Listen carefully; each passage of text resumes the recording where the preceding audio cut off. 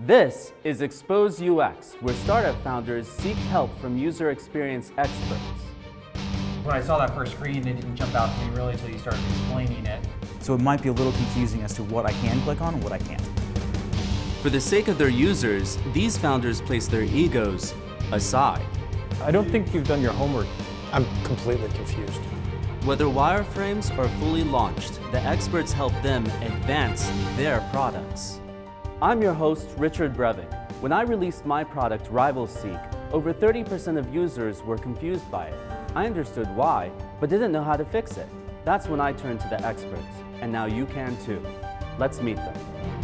Adam Polanski is a UX strategist for Bottle Rocket Studios. Elisa Miller is a principal UX designer for CA Technologies. And Jeremy Johnson is Vice President of Customer Experience for Project 202. Special thanks to the User Experience Professionals Association, Dallas Chapter. And also to Big Design Conference, September 8th through 10th, 2016 in Dallas, Texas. Filmed on location in the co-working space Fort Worth in the Alto 211 building.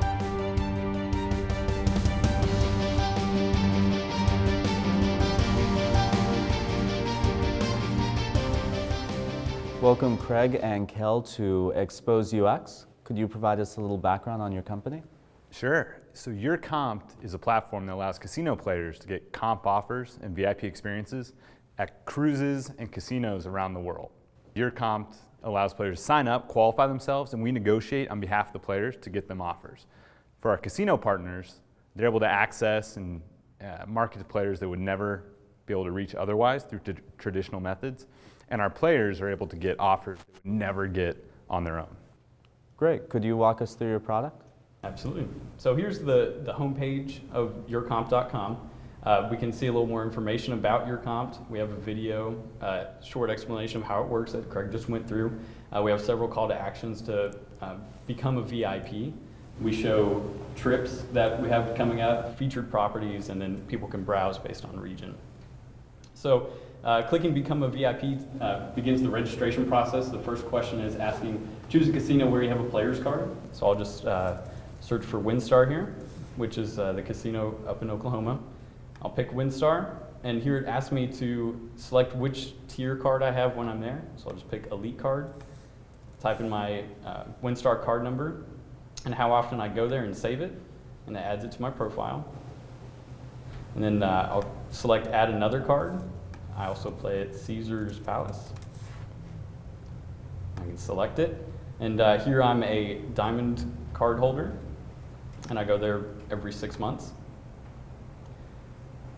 And then when I'm done, it takes me to ask what kind of casino offers I'm interested to help build my preferences. I like golf and slot tournaments. Next question is asking me to fill out my profile. So now that my account is created, it takes me to the screen where I can view all the offers that I'm eligible for based on the tier cards that I've added. So here I can see I get complimentary 3-night stay at Golden Nugget. I can select that one. I can read more information about the trip, some details and requirements for it. And I can just click Book Now. I pick the dates that I want to go and click Confirm. And then it tells me that they'll be reaching out to me within 24 hours or next business day.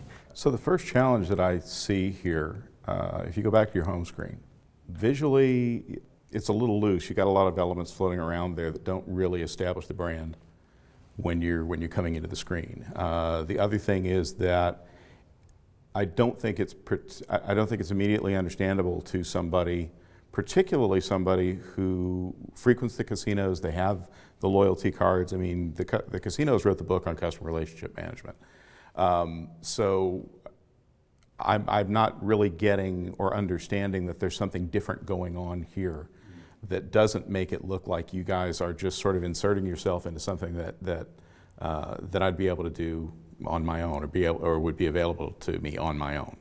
That's a good point. So the situation now, there's over 600 casinos in the US and nearly 400 loyalty programs that are all disconnected. So what we're doing is building a connective tissue in the casino space. And that's, your point is well received. We need to be more clear about our value. Adam, are you suggesting that maybe they tweak the your VIP host to like something else that Is it an indicates? industry term, VIP host? Because I agree. Like, why doesn't it say your chance to get free travel or room stay? Like, why not be a little more literal, right? Yeah, or that you're connecting all of the connecting all the entities and getting the benefit from that connection. On the design side, obviously the styles you're using for the application itself are very modern, right? But the logo is one that kind of stuck with me. Like, it doesn't look modern, I guess, right? It looks like something that's slightly dated, and I don't know if it's the color scheme or just kind of the typeface that you're using, right?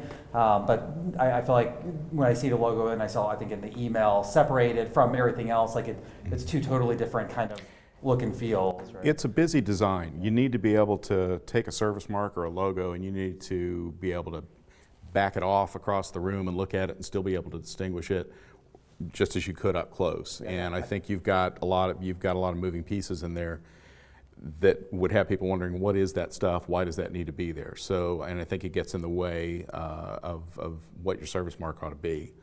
And I think it could stand a lot of simplification in cleaning up just for that purpose, because people are going to see it small on a device, they'll see it small on, they'll see it a little bit larger on the website, but it's got to be able to grow and shrink and still be recognizable. My dad is exactly the kind of person that would have loved this. Thinking about that demographic, a lot of the people I know that are doing this kind of thing are over 60, and some of the images that you have here don't make it so easy to read. And I think this image, while I like it, I don't know that that's the best image for you from a graphical perspective that's going to reach out to that audience. Can you go into the screen where you were adding the card? Right, so is there any reason why you've focused all of the activity and all the area up into that left-hand small space? So there can be multiple results. So if I search total rewards, which has dozens of casinos around the U.S., it would tile them out.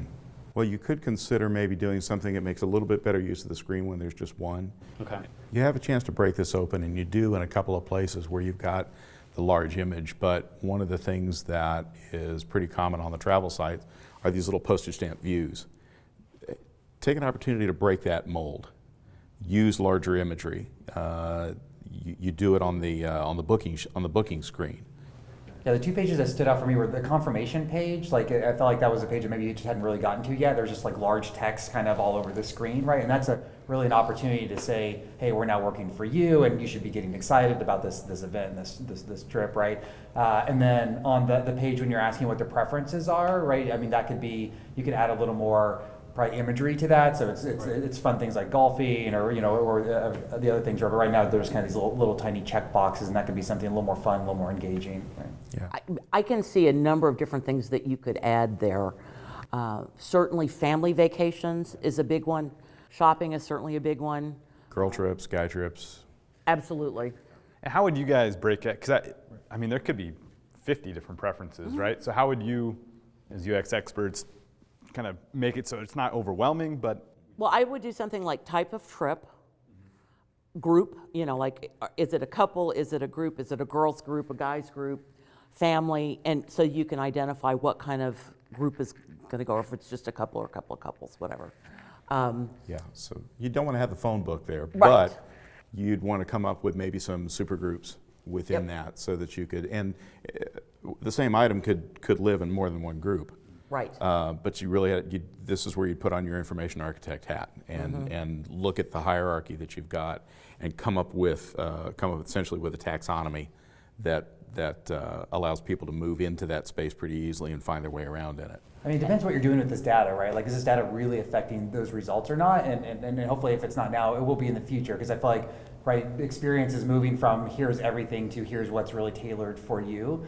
If you're worried about too much, like Virgin America, right? If you go to their booking site versus Travelocity or Expedia, right? It's very different, and they figured out a smart way to kind of break up the steps where it doesn't seem like it's too much. And so maybe you have these categories, and it could be a wizard, right? Clicks don't matter as much as just the scent, and like if you feel like you're getting through the process and it's adding value, right? Do you know what it means by scent? Like the feel of the user? Or No, scent of information is a term we use that says that the information on the screen is giving you a good indication that you're on the right track and you're finding the information that you want. As long as that scent is strong, people will click like maniacs. They will scroll like fiends and not think twice about it. If that scent is weak, then they begin to notice those things. They begin to notice they're not finding what they want, that they're clicking a lot, that they're scrolling a lot. All that goes down to is making sure that every screen gives a very clear indication that you're there to do something very specific, that it's tied to other important things, that you're on the right track. But I think Adam's absolutely right, is everything that you ask has to be a payoff for the things that you give them. So the more information and more preferences they set, the better the opportunity should be for the users.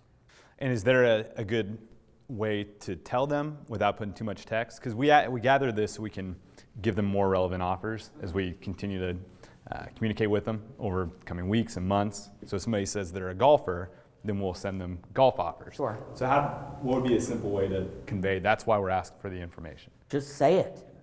You know, to tailor offers for you, please answer these preferences. Just come out and say it. Don't dance around it, just say it. I mean, you need to decide what kind of the tone of your brand is, right? And, Yep. and is it a little more fun or a little more serious, right? And use that language and Absolutely. just tell them what you're doing and why it's a value for them. Right? Yeah, which Precisely. goes back to the importance I brought up about establishing that right when you come into the site. Setting up the brand, who you are, what you do, why you want to do it. And what the value is to the user. That's really what it gets down to.